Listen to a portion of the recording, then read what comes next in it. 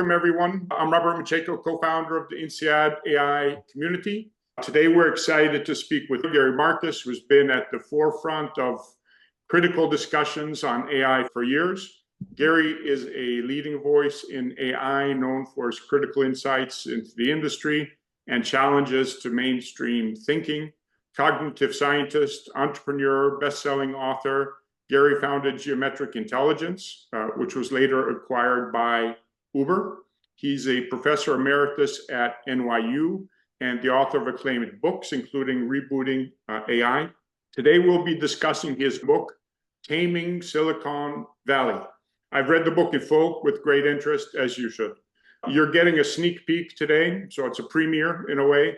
With his deep understanding of AI's potential and pitfalls, Gary brings a unique perspective on how AI is shaping our world, sometimes for the better, sometimes for the worse. Gary's a known nemesis to prominent figures like Sam Altman and Meta's Jan LeCun. He's practically a virtual AI street fighter, never backing down from a debate. Even when you don't agree with him, and sometimes I don't agree with him, I appreciate that he's not afraid to voice his opinion, arguing based on facts, not fiction. Gary, thanks so much for joining, sharing your book, and also all you do to advance thinking on AI. Thank you very much. That was very kind of you. And I'm going to get an AI Street Fighter t-shirt. Thanks. Yes, somebody designed that so that we have that on offer by the end of this chat. So Taming Silicon Valley, what was your main motivation in writing the book? And what do you hope readers will take away from it? I guess my main motivation was disillusionment and fear. I think that the US is doing a terrible job protecting its citizens from the downsides of AI, of which there are many, and we'll probably get into it. And as I testified in front of the US Senate a year ago, a little bit over a year ago.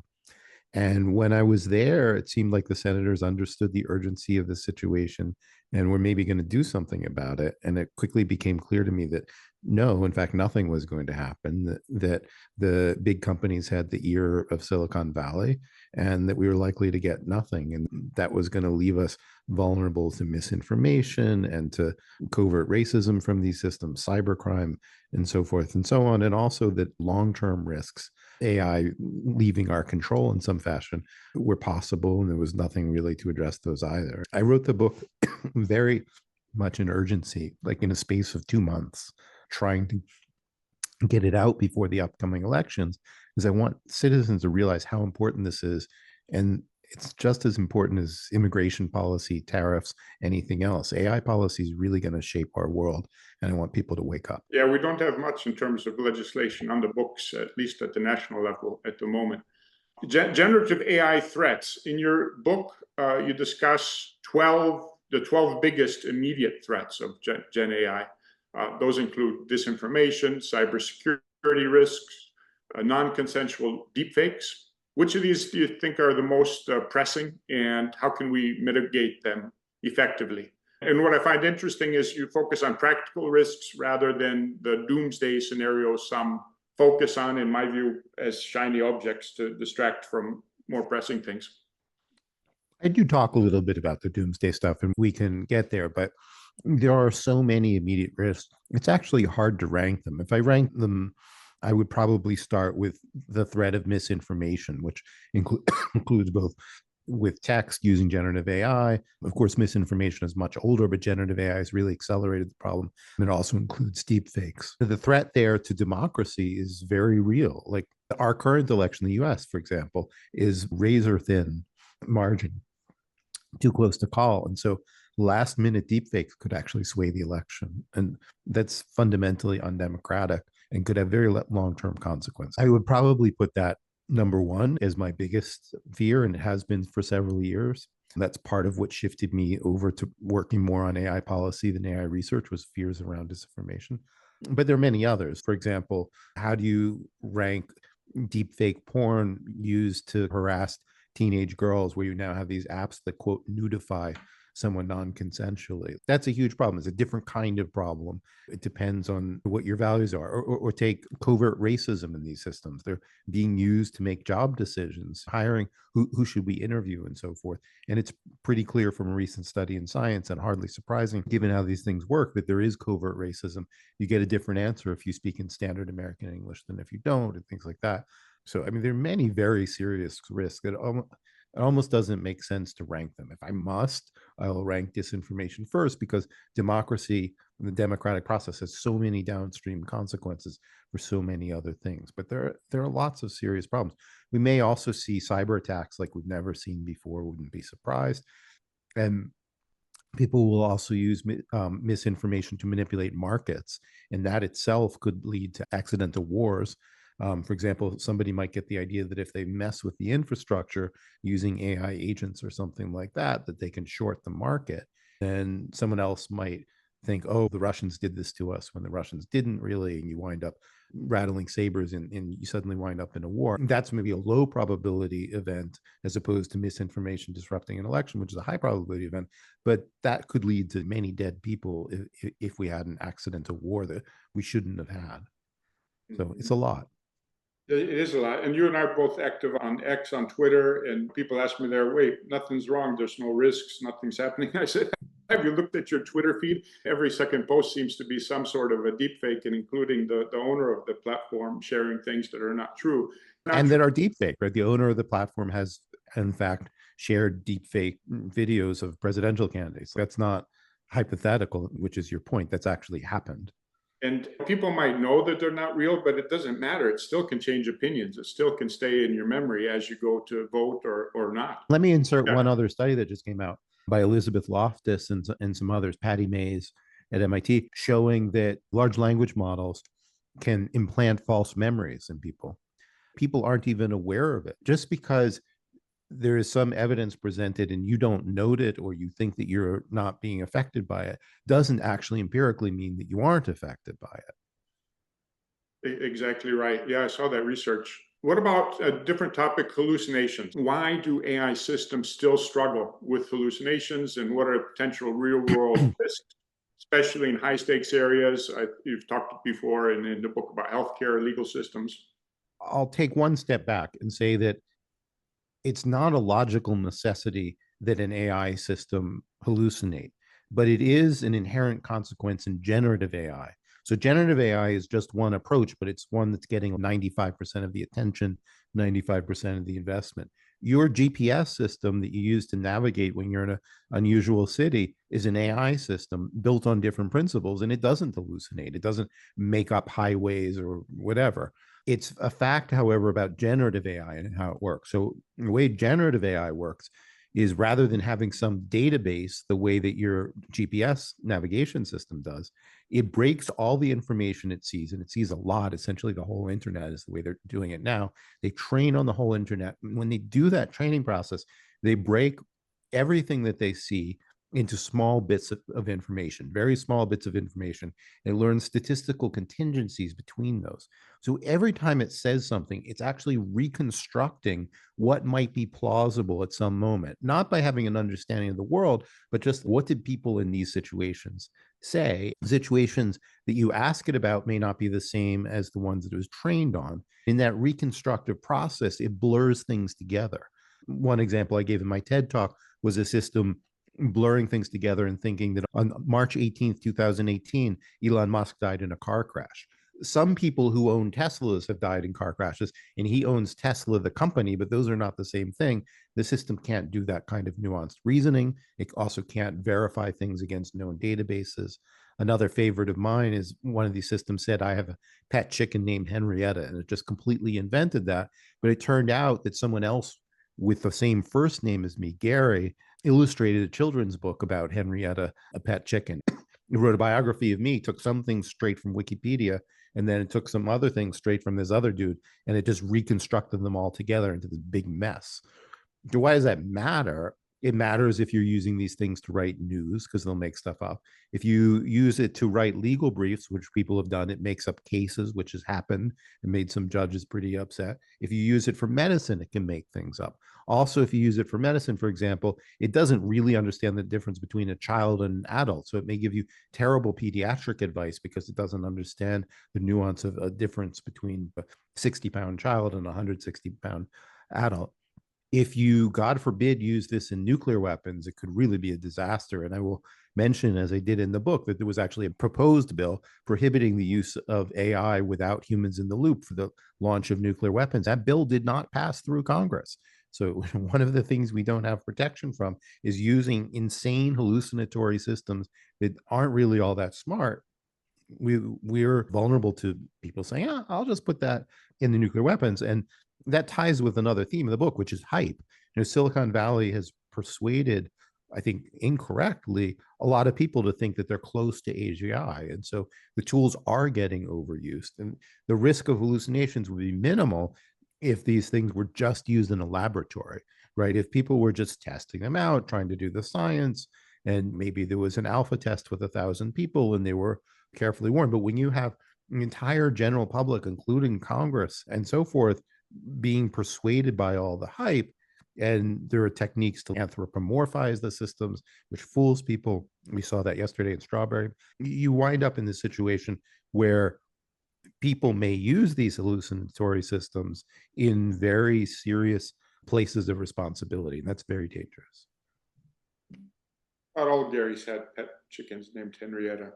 You mentioned Strawberry, so let's get into that because that was the big news yesterday. I watched CNBC this morning. I checked the morning news. Nobody mentioned it. It's just on X, but it seems like pretty important news. So let's talk about deep learning limits and their new model. This is an area where we personally have been quite active in the past, also with psych, I understand. The release of this model, apparently also known as Strawberry in the past, it looks like we got Strawberry finally, aims to improve reasoning abilities through techniques like reinforcement learning and chain of thought method. It has strong performance in multi-step problem solving and in areas like math and science scores at PhD or above levels. How do you view this approach? Do you see models like this moving us closer to AGI, or do the limitations that we just talked about, hallucinations and facts, do they highlight the need for alternative approaches, some of which you've spoken about a lot in the past, beyond deep learning? At some level, I think it's putting lipstick on a pig. The fundamental problems are still there. You still have hallucinations. You still often have bad errors of reasoning. There are fewer in some domains. It seems like the places where it works best are cases like certain kinds of math problems where they were apparently able to generate a lot of synthetic data to anticipate what the questions would be. There are still some boneheaded failures. For example, just this morning, fellow Twitter person who I've been watching because of his experiments on chess sent me an update. What he found is that it still makes illegal moves in chess. And that's amazing because, first of all, we had chess computers running on 6502 microprocessors in assembly language in 1979 that never did that. So we're talking about valuing OpenAI at $150 billion when it can't compete with 1979 technology on chess. That's mind-boggling. Second of all, it's mind-boggling because it's not for a lack of data. There are actually probably millions of games in free corpora that they have in fact trained their systems on. So getting a lot of data on chess and still not cutting it. And in fact, in their own report, they said that it still has trouble sometimes on tic-tac-toe. Strawberry, whatever it is not a uniform solution to the problem of reasoning. It is helping in domains, I think, I'm speculating a little bit, where they're able to get the right synthetic data. And then it's also taking much longer. So like it takes 12 seconds a move or whatever in chess. That makes it much more expensive. My guess is that the long-term impact of Strawberry is actually going to be nil, except that it's going to drive a big funding round, apparently. But because it's much more expensive to operate and it's not particularly more reliable, or at least not in a broad enough way, people are probably not even going to use it that much. They're going to do some studies, like I'm talking about corporate customers. They'll do some studies and they'll be like, most of the problems we want to do, it's not even actually worth the extra value. And then it doesn't work with images, unlike their other software. It's not fully integrated into the stack.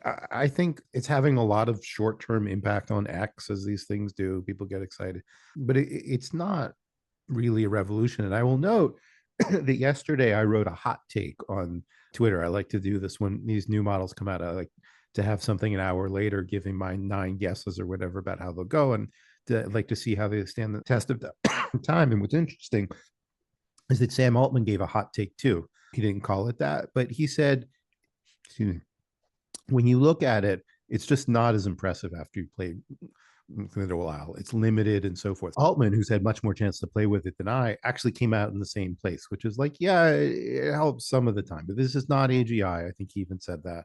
Maybe it was in a different tweet, and that it's limited and more buzz, but it's not going to change the world. It's not resolving the fundamental weaknesses. What I've seen online, it's extra for experts so far. A lot of people will pay for it for a little while. That's what we saw with GPT-4. A lot of people paid for it for a little while, and some people have lost the faith. And a lot of companies in their commercial applications are like, we tried it. We're still hopeful that it will get better, but we're not really satisfied right now. Daniel asks, why would neurosymbolic AI avoid misinformation?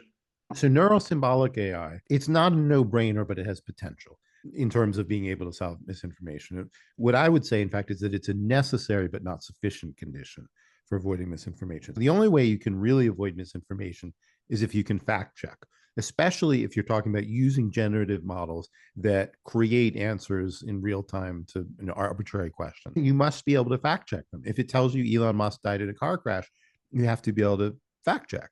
And fact checking is inherently a symbolic process. You have symbolic facts like dates. When was Elon Musk born? Did he die? Yes or no? And you need to be able to reason over those. You need to be able to say, for any given thing that you said, is this backed up by data? Could it follow from things we don't know? Is it logically inconsistent? And so forth, like a fact checker at the New Yorker does. That requires reasoning over symbolic information. Certainly nobody has ever found an alternative way to do it. And there are some fairly sophisticated symbolic systems that can do this, at least if things are posed in the right abstract way. For example, Doug Lennett's psych system can reason about arguments and would easily be able to tell you that Elon Musk is still alive. So building some kind of hybrid between neural networks, which are very good at learning, that's what powers chatbots, with symbolic systems that are better at reasoning seems almost like a no-brainer. Isn't it in a way what OpenAI is doing by licensing sources of facts? The problem is that the systems can't integrate the facts. I'll give you another kind of parallel thing. People have the intuition that if something's there and a human could use it, then these systems could use it. But for example, they now put in the system prompt, don't use copyrighted information. But the systems don't actually understand what copyrighted information is. They're just doing the statistical prediction thing. So they can't actually follow that instruction. Similarly, you can put in your system prompt, only follow facts that are listed in Wikipedia or whatever, but it doesn't actually understand that instruction. These systems are just much dumber than people realize. And so you can't say to stick to those facts. It won't, because it's exploding things into these little bits of information, reconstructing based on probability distributions, not based on looking up facts and so forth. So it's not a lack of information. I guarantee that somewhere in the database was information about Elon Musk being alive in 2019 and 2020 and so forth after he was putatively dead. The information was there. It's not that the system was deprived. I'm not talking about one of these so-called cutoff dates where, like, I ask who won the debate a couple of days ago and it's subjective and it just happened. It's after training and you can say that's not a fair question. I'm talking about like Elon Musk being alive after 2018. There's probably, I'm going to guess 10 million, maybe 100 million pieces of data there that the system was not able to leverage. And that is pathological. And it is a sign that you need a different approach, but the world doesn't want to hear that sign for various reasons. It's funny, Jeff commented here, I think it's time for us to call it bot shit instead of hallucinations. Yeah, that term's been around for a little while. One of my great chagrins in life is that I wrote a piece in 2020 that I wanted to call GPT-3 bullshit artist. And the editor insisted that I couldn't do that. And I wrote it with Ernie Davis. We couldn't do that. And so we had to call it GPT-3 bloviator. And now everybody's rediscovering that they create bullshit. And I'm like, hey, man, I was trying to tell you that 4 years ago. Editors. Let's talk about regulation for a moment. What specific regulations do you think would make AI development safer, more reliable? Do you think it's possible to implement robust safety regulations without stifling innovation? It's totally possible. I think Andreessen Horowitz and others have sold the world on a crock of shit. Commercial airlines actually depends on having regulation. It would not be as safe as it is. Think about it. You have a flying bus, 30,000 feet in the air, and it's safer than driving your own car. That's insane that it should be safer than driving your own car, but it is. And the reason is because we have regulation at every level. We have regulation, how you build an airplane, how you maintain an airplane, how you design an airplane, how you investigate an airplane if it crashed. We have regulatory systems all the way through, and they actually make the airline industry work better. Nobody would want to get in an airline industry that was badly regulated. In fact, we all see that Boeing skirted the regulations, and we're all pissed off, and we're not sure if we should get on their planes anymore. So, like, it's just an absurd non-starter to say you can't have regulation and innovation. Sometimes regulation directly leads to innovation. Regulation around fuel quotas led in part to innovation in electric cars and led to subsidies that went directly in Elon Musk's pocket. That was regulation that led him to do some innovation. There are many examples. Seatbelt laws, same thing. Like, you have to get your fatalities down, do something. So it's just completely backwards to think about it the way that people are, as if you can't have regulation and innovation. Of course you can. And in fact, the fastest way to accelerate is not the fastest acceleration, but the most thoughtful acceleration that keeps people happy. There's a huge risk of backlash. The United States doesn't have any regulation.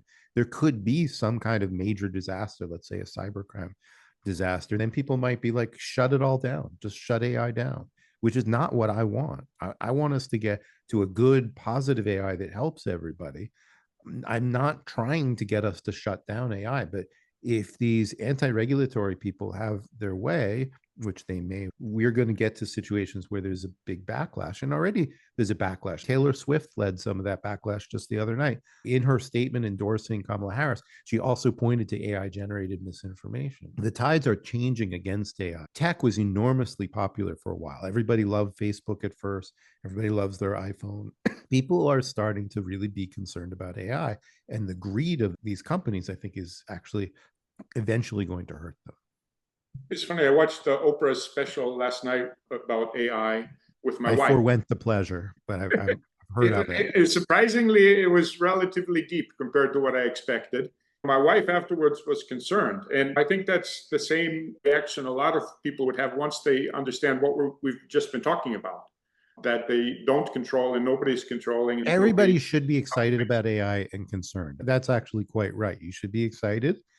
There is a potential to revolutionize science and medicine and so forth. Everybody should actually be excited about AI, but everybody should be really concerned about how it's being developed right now, about these companies that seem to be incredibly greedy to say that they're interested in regulation, but fight it behind closed doors, and companies that themselves say this might kill us all aren't really doing all that much and are reneging on their pledges to donate compute to the problems and so forth. It's not AI per se that you should be afraid of. It's the misuse and abuse and the kind of politics and economics of it. Like, in principle, AI could absolutely help us. The reason I wrote Taming Silicon Valley is precisely because I do think we could have a better AI. If I just thought AI was hopeless, could never work, I would have written a book saying, shut it all down. And that's not the book that I wrote. The book that I wrote is, we can make this work, but we need to regulate it properly. And we need to understand the politics and economics and how Silicon Valley is manipulating the media and the government and so forth in order to land in a good place. What do you think of SP 1047? So just so everybody understands what I'm talking about, that's the California law. I don't think Gavin Newsom has either signed it or vetoed it, but that's imminent. Till the end of the month. He's going to make somebody unhappy no matter what he does. That's a law, for those that don't know, that requires larger models to be in a way reported to an authority nominated by the state. It doesn't shut down those models. What do you think of the law? Should California pass this? Is this a way to have something in the US? I think that it's a very weak law. It doesn't actually cover very much. It does have good whistleblower protection, and it has some protection against the worst kind of catastrophes. There's a dollar figure of $500 million. If you don't do $500 million of damage, you're not subject to the most stringent provision. So it's actually much weaker than I would like. It also doesn't deal with deepfake porn. It doesn't deal with misinformation. It's a very narrow, limited bill. But I still think we should pass it. I think he should sign it. It has passed the General Assembly for a few reasons. One is simply we have to have some kind of regulation to protect against the worst downsides. We really need the whistleblowers. A whole bunch of people have left OpenAI and said bad things are happening internally. I'd like to be able to say more. I need to be free to do that without ruining my own personal economic life and being in court forever. So we need to give them that whistleblower protection. But I also that we should pass this very weak law, because once it's passed, we will see that all of the arguments against AI regulation are nonsense. For example, people have said everybody's going to leave California if you pass this law. Nobody's actually going to leave California. So we need to call their bluff. They'll say there'll be no more innovation. Of course, there will still be innovation in AI. People are putting in billions of dollars on $150 billion valuation in OpenAI, knowing perfectly well that this bill might pass. Nobody's running away.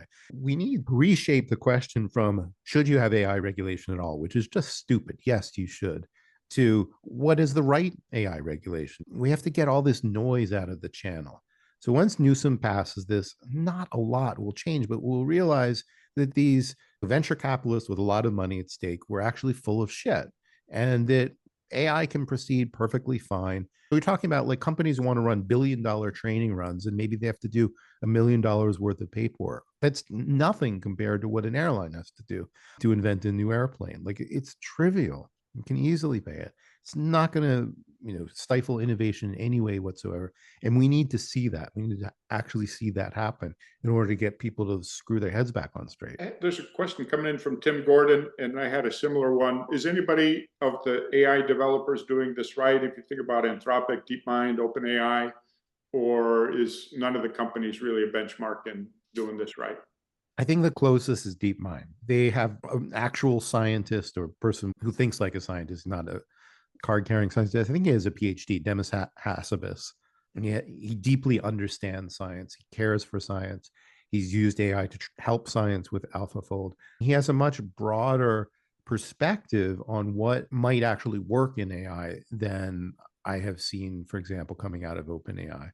And that includes, he has a lot of active projects on neurosymbolic AI, including one on alpha proof and alpha geometry that just solved some international math Olympiad problems, not just for its results, but for its approach is much more broad-minded than what I'm seeing from the other major research labs right now. So if I had to bet on somebody, it would certainly be Hassabis and the Google DeepMind operation. I would also say that in principle, it's still wide open. I don't think anybody's really doing the right thing yet. The problem is right now there's so much money for what I think is a misguided pursuit of bigger and bigger models that it's pulling away resources from doing anything else. But in principle, if you ignore the economics of it, there's a lot left to explore. We're still in early days of AI. Like the hype of the companies is we're a year or two away from AGI. That's complete nonsense. If we're lucky, we will get there in 10 years. I'd love to see us get there in 10 years because I think there are advantages if we can get the regulatory framework right. But to get there in 10 years, we have to do a lot of fresh thinking that is not well supported by the kind of research community and especially by the venture capitalists and so forth right now. I'm going to ask about Europe in this regulatory context, because we have a couple of questions from Andrea saying, I don't know if you saw, but Mario Draghi just put out a report on European competitiveness this week saying that they should invest, I think it was $800 billion, and more or less copy Silicon Valley. Do you think that's the right approach? And Ricardo asks, is there anything that US can learn from G7 countries such as the EU that has the EU AI Act? I don't know if you have any views on either of those. Merely copying what Silicon Valley is doing seems to me to be a dumb idea. So The Silicon Valley companies themselves are mostly not making money except NVIDIA, which is making the chips. Europe's not going to win on that battle. The companies who are building generative AI systems are all actually losing money, or at least most of them are losing money because the software has been oversold. The business has discovered it doesn't really work that well, and they don't put that much money into it. But the chips are very expensive, it's very competitive. And worse, from an economic perspective, Facebook has decided to give away the software for free. And so you have this price war dynamic. You have a lack of a killer application. So no killer app, price war, somebody's giving away this stuff for free. And so you wind up with companies like OpenAI that's losing $5 billion a year. And then you have everybody trying to beat GPT-4 for the last 2 years, and nobody's done it because the technique is reaching its limits. The technique doesn't really work well for unusual situations. It still has hallucination problems. 2 years later, we have another 8 or 10 models. They're all basically in the same place. The old joking definition of insanity is trying to do the same thing over and over again and expecting different results. That is what's happening in Silicon Valley. So now you want to multiply that by 2 or whatever and have Europe replicating Silicon Valley on a bag bet. That doesn't make sense. What Europe should do is to actually work on other approaches to AI rather than just trying to replicate what Silicon Valley is itself struggling with, if people are intellectually honest about it. On the regulatory side, the EU has this very interesting AI Act.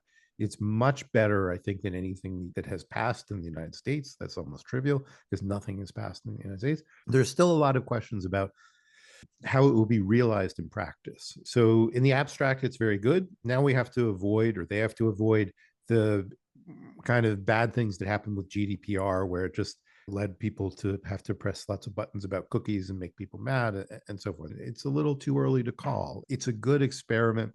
The world needs the experiment.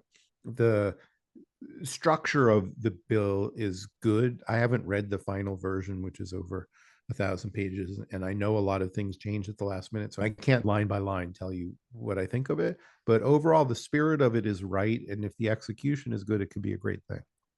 Yeah, a lot of the things don't kick in until, for example, August of next year, when the big models will have to report in. By that time, Mark and the Meta team might have released everything open source, and it's too late to actually regulate anything.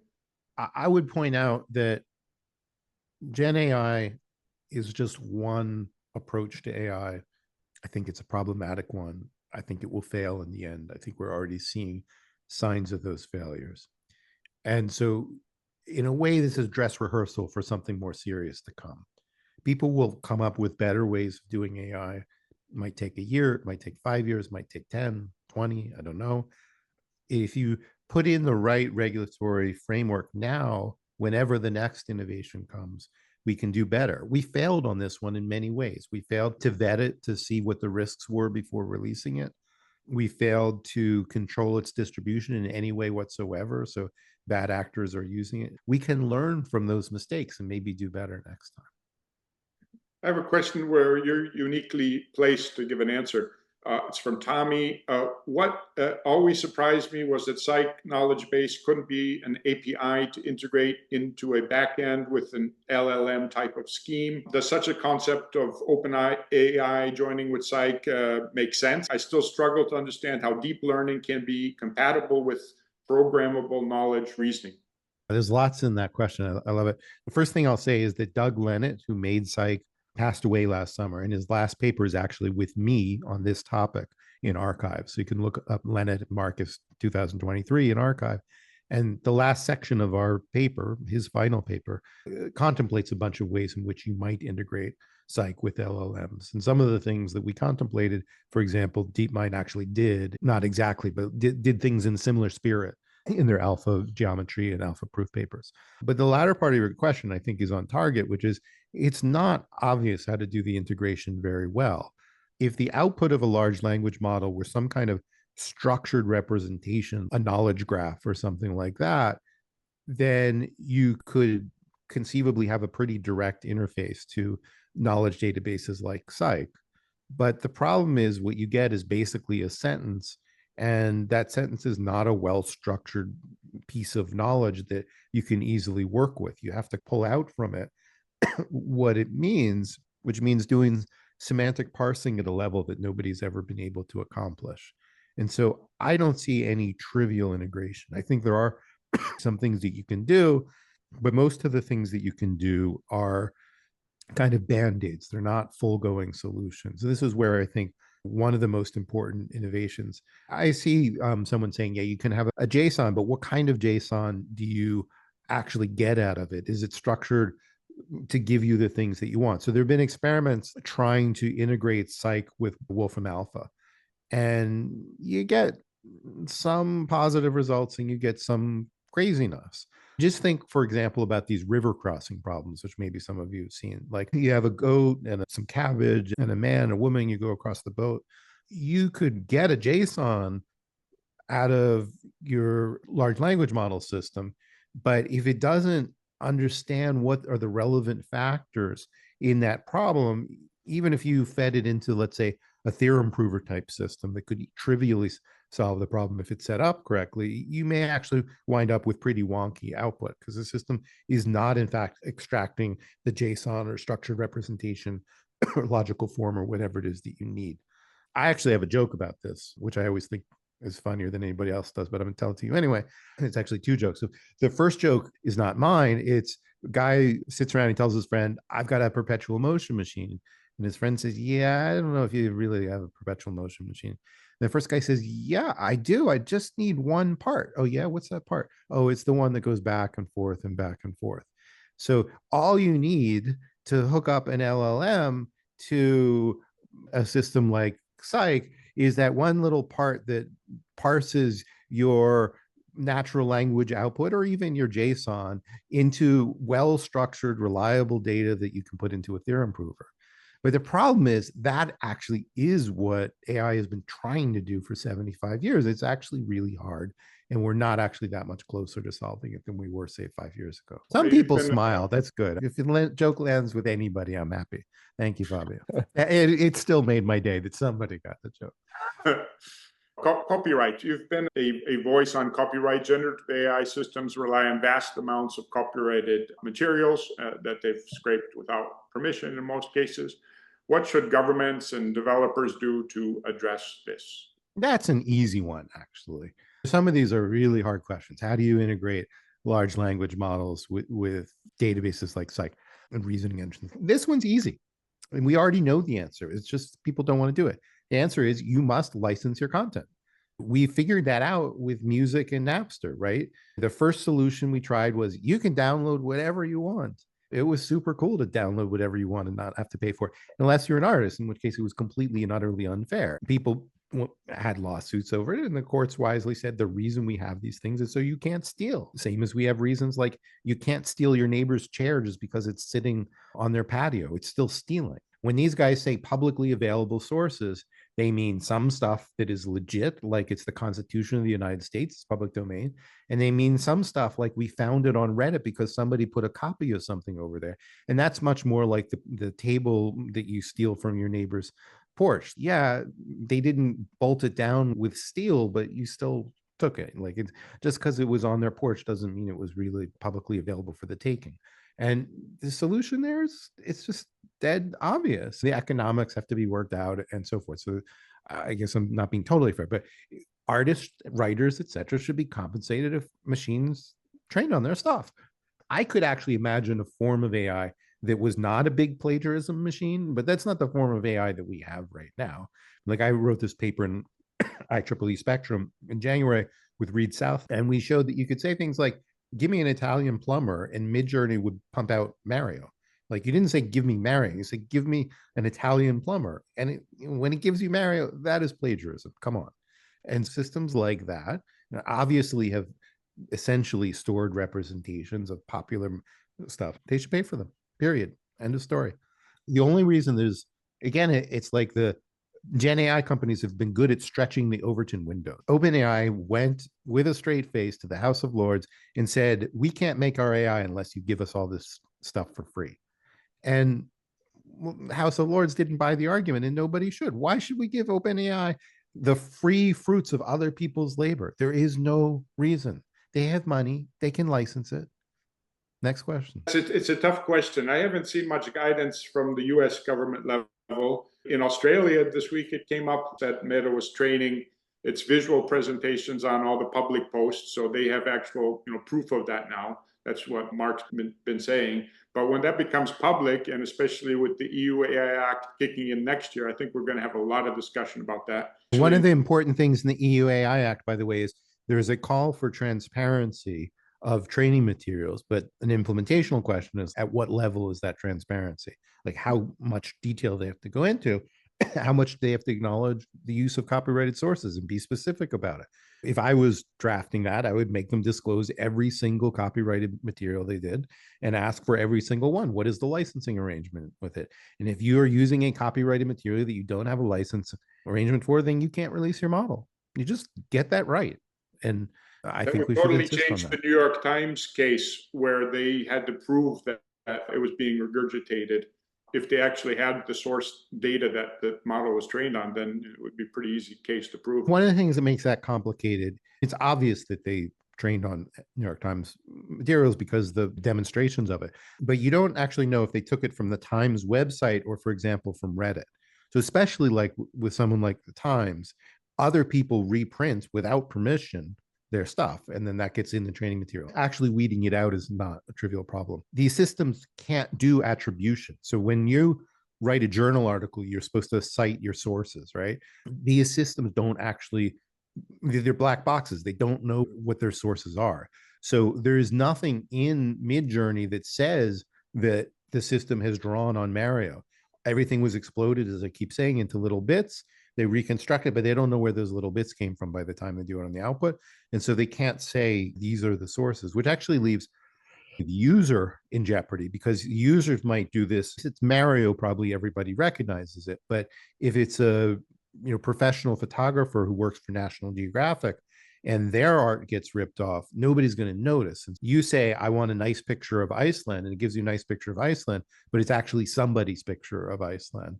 And that somebody has been ripped off, but people don't recognize it. Those are the kinds of situations that I worry about the most, is like medium well-known artists who are getting ripped off left and center.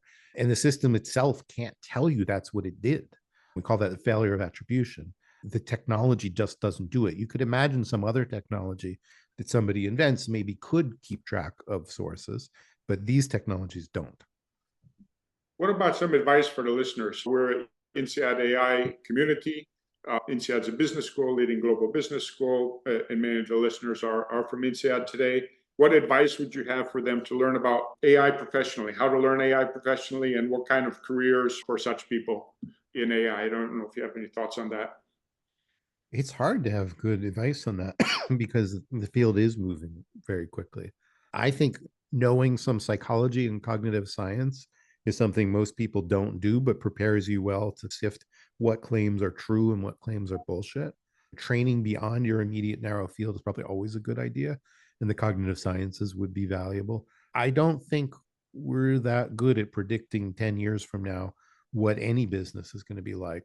And I'll give you some examples of famous failed predictions.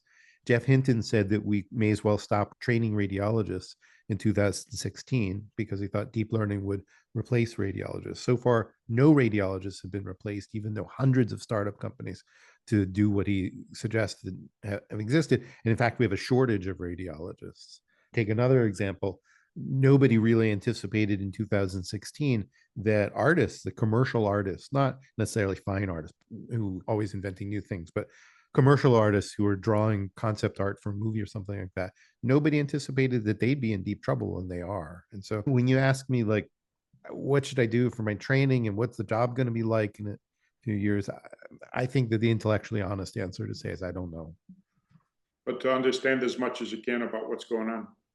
Yeah, I mean, try to learn to be a critical thinker about these technologies, try them out, try to understand what their limitations are. Be prepared that you're going to have to learn. If you're going to work in the tech business, but probably any business, I think the reality is life has changed. It used to be you could learn something when you were 18 and do that for the rest of your life. And that's probably not true anymore. You're going to have to maintain your learning skills throughout your career. A friend of mine, Francois Candelon, who was from BCG at the time, leading their Henderson Institute, said the half-life of knowledge is declining. Now it's maybe 5 years, and it seems to decline more rapidly over time, the time that your knowledge is still marketable. That may be true. Okay, we're close to the end, and 2 more questions. Future of AI. What do you see as the most promising advancements in AI that could lead to positive societal impacts? What should we be focusing on to make sure it's a force for good? The first part of that is, I say, the most promising stuff is the science work that DeepMind does, especially AlphaFold, which tries to predict the structure of a protein from the sequence of nucleotides. And they just released a new follow-up to that. That's not a chatbot. It's a different kind of special purpose technology to solve a specific scientific problem. And I think that's where most promise is in general. I think chatbots have been a big wild goose chase, but more focused stuff can work pretty well. Final thoughts. Do you have any final thoughts to share? What should listeners remember most or urgently do? I think the most urgent thing, and this is why I wrote Taming Silicon Valley, is for people to get involved and to realize that the decisions that are made right now in the next few years, and even in this next election for the US, are going to shape the world, shape AI for decades to come. And so people should be as interested in AI policy as they are in immigration policy or taxes or tariffs. These things are really going to shape our world. You should be an informed citizen. You should get out and vote. You might think about things like boycotts until the generative AI companies get their houses in order in a more ethical fashion and improve the technical software. But fundamentally, get informed and get involved. So thanks so much, Gary. I've included in the chat a link from MIT Press to places you can get informed by Gary's new book, Taming Silicon Valley. I've read it, suggest you read it. It's a good investment of your time. So thanks so much, Gary, and thanks to all the participants. Thank you. Thanks very much. Thank you, Gary. And people really like it. Thanks so much, Gary. Thanks a lot. Bye-bye.